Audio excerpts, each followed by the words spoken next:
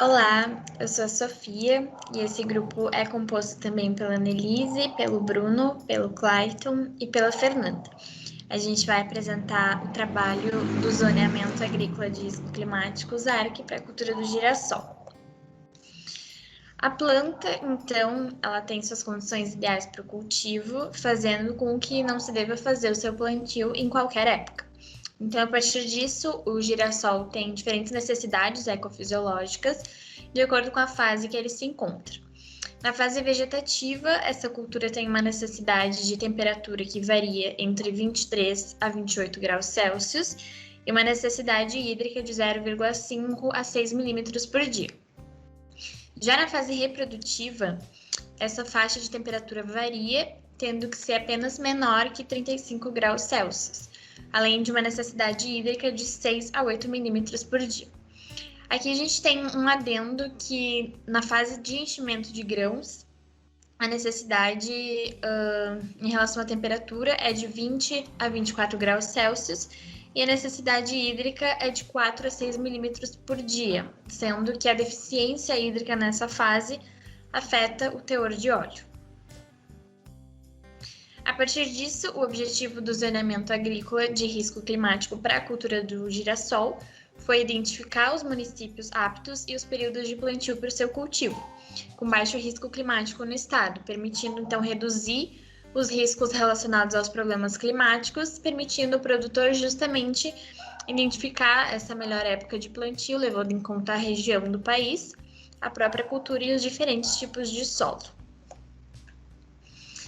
Então, aqui a gente tem os parâmetros adotados para a delimitação das áreas aptas ao cultivo da espécie e a classificação do risco. Para essa delimitação, então, foi realizado o balanço hídrico da cultura para os períodos descendiais de semeadura, considerando as seguintes variáveis. As fases fenológicas consideradas, então, a germinação, a emergência, o crescimento, o desenvolvimento, floração e enchimento de aquênios e maturação fisiológica. Deficiência hídrica anual, precipitação pluviométrica, utilizada séries com no mínimo 15 anos de dados diários registrados nas 250 estações pluviométricas disponíveis no estado e no entorno. Evapotranspiração potencial, então foram estimadas médias descendiais pelo método de Peenemünten nas 36 estações climatológicas disponíveis no estado, coeficiente da cultura, o KC, e a disponibilidade máxima de água no solo. Alguns critérios precisam ser avaliados para saber se o município é apto ao cultivo ou não.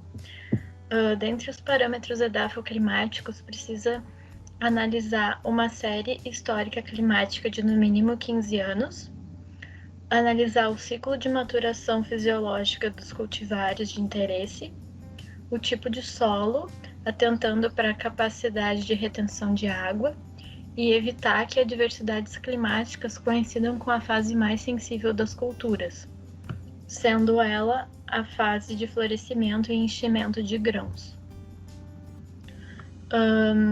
Também temos tipos de solos aptos, que são agrupados em 3 diferentes categorias, diferindo em relação à quantidade de retenção de água. Tipo 1, solo arenoso, com teor de argila entre 10% e 15%.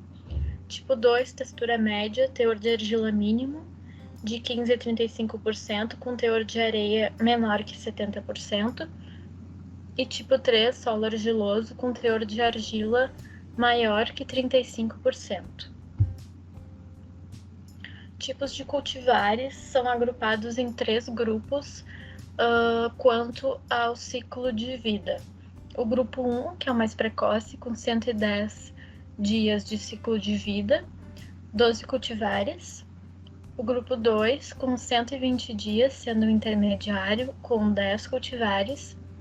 E o terceiro grupo, com 130 dias, com 5 cultivares. Bom, aqui está como é disposto os períodos de semeadura, sendo que, como pode-se observar, os períodos são classificados de 1 até 36 e cada período representa 10 dias. Como exemplo, os primeiros 10 dias de janeiro são classificados como o período 1. E o período indicado é calculado de maneira que o plantio ou a semeadura feita naquela data tenha no mínimo 80% de chance de ter sucesso, evitando perdas por eventos climáticos extremos como uma seca, uma geada ou chuvas na colheita, em função da estação do ano. Aqui nós trouxemos um exemplo de períodos indicados para o plantio na cidade de Soledade. O que pode se verificar é que, como explicado anteriormente, o zoneamento pode mudar conforme o tipo de solo e o grupo da cultivar usada, podendo ser um solo mais arenoso, mais argiloso, ou podendo ser uma cultivar mais precoce ou mais tardia. Por exemplo, se pegarmos uma situação de um solo arenoso, ou seja, tipo 1, e o grupo de cultivar precoce, ou seja, o grupo 1, o que seria aqui na primeira linha, isso nos daria um período para plantar entre o período 23 e o 4, o que na prática representaria o plantio a partir do dia 11 de agosto até o dia 10 de fevereiro. Já aqui seria outra forma ainda mais fácil de verificar o zoneamento, através do aplicativo ZARC para celular Plantio Certo, desenvolvido pela Embrapa. Então, ainda no exemplo de Soledade, se o produtor escolher um tipo de grupo da planta número 2, ou seja, intermediário entre o ciclo precoce e o tardio, e o tipo de solo número 1, ou seja, arenoso, ele vai ter esta conformação de períodos para poder plantar. Porém, se for pegado outra situação em que o solo seja argiloso, ou seja, número 3, aqui no segundo print, teríamos mais dias para plantar, representado por essas duas bolinhas azuis a mais, que representam, segundo a legenda do próprio aplicativo, o risco de até 20%. E aqui no terceiro print, o print branco da direita, seriam as cultivares registradas no aplicativo que estão no grupo 2. Bom, aqui seria apenas outra variação do mesmo zoneamento, mas na forma de tabela, sendo que os períodos favoráveis aos plantios são indicados pelas cores verdes e os desfavoráveis pela cor cinza. Nesse mapa, então, está representadas as principais regiões do Rio Grande do Sul e o zoneamento para o plantio do girassol. Aqui na coluna da esquerda temos as datas do início do plantio e na da direita as datas do fim do plantio, do zoneamento, no caso. A gente pode perceber, então, que as regiões que mais se diferem em relação à data do zoneamento são as regiões 1 e a região 6. Aqui a região 1, que é representada aqui, a região da Serra é a região que o inverno dura mais tempo e as temperaturas são mais altas.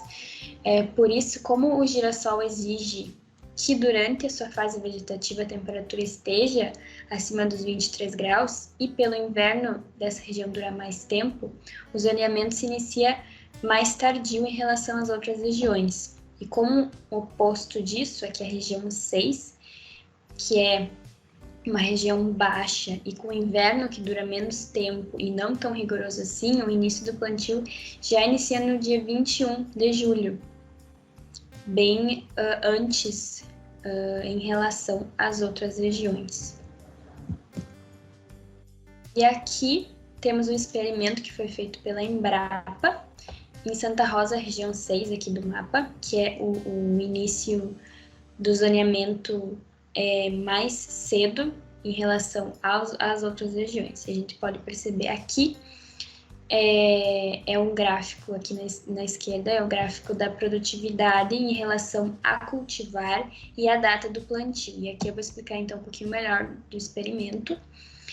Nesse gráfico temos o experimento que foi plantado em 4 diferentes datas. O primeiro foi no dia 15 de janeiro, com uma média de 1.570 kg por hectare, e o segundo foi no dia 31 de janeiro, com uma média de 1.200 kg por hectare. Essas duas datas seguiram o período do zoneamento e já a partir do tracinho foram os 2 plantios que não seguiram o zoneamento e se iniciaram após a data máxima do plantio, aqui no dia 15 de fevereiro e no dia 29.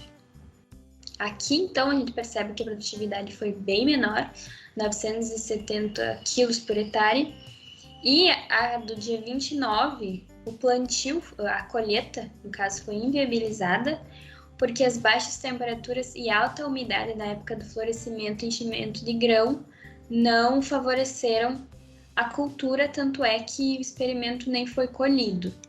Então, a gente pode perceber que o plantio fora do zoneamento é sim prejudicial para a produtividade.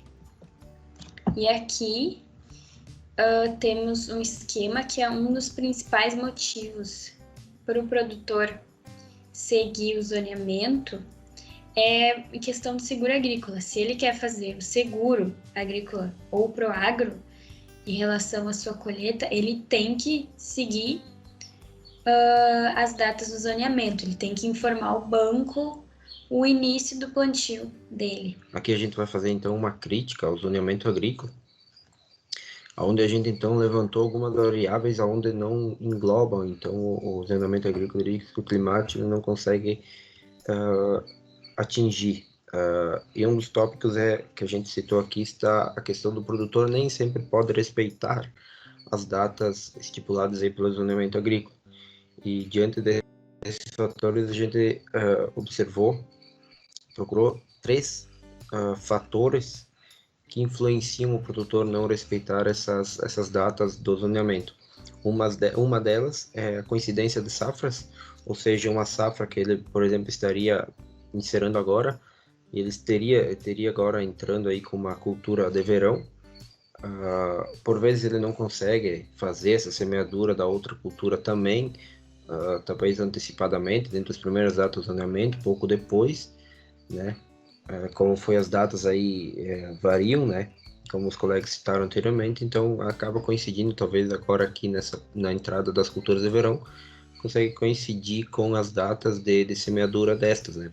Não tendo conseguido colher a cultura anterior. Outra questão é a falta de insumos e capital, onde o produtor, por vezes, ele necessita aí fazer a semeadura antecipada antes dessa zona dentro desse período. Ele tem que antecipar, levando em consideração aí a necessidade de insumos aí para sua produção. E outra questão é a diversidade climática, né? Que por mais que o zoneamento agrícola contenha dados aí de 30 anos em relação a dados climáticos e tudo mais, mas às vezes o produtor necessita aí fazer a antecipação da semeadura aí por funções de clima, temperatura e tudo, previsões climáticas que ele acaba acompanhando. E aí a gente faz uma conclusão aqui, uma breve conclusão. Já vou pegar os pontos aqui das desvantagens, né? Que uma das desvantagens é que o zoneamento agrícola, do nosso ponto de vista, não é completo, pois ele não engloba todos os fatores, ou seja, a questões de pragas e doenças é uma coisa que não está dentro do zoneamento agrícola. Então, como a gente colocou aqui, pois é apenas uma estimativa, né? Ele estima o que pode acontecer, mas ele não te dá a segurança daquilo, né? E também ele não controla as perdas decorrentes de eventos meteorológicos, ou seja, Laninha ou El Niño, não garantindo a produção, pois podendo ocorrer aí num ano um evento de estiagem, um evento de excesso de chuva, também ele te dá, a partir do seguro, que é possível fazer seguro, fazendo semeadura dentro do período, estipular o posicionamento, mas ele não te garante aí perdas pelo zoneamento, pela questão dos eventos meteorológicos. E aí aqui as vantagens, a gente colocou como seguro agrícola, redução dos gastos públicos, maior garantia de produção, minimiza os riscos de perda, né, semeando dentro dessas datas previstas pelo zoneamento, planeja a safra, pode se organizar, né, dentro da propriedade, permite então definir aí as culturas mais aptas em cada município, em função do tipo de solo, do clima e das características que a planta necessita, e também aí a sustentabilidade e prevenção de insumos.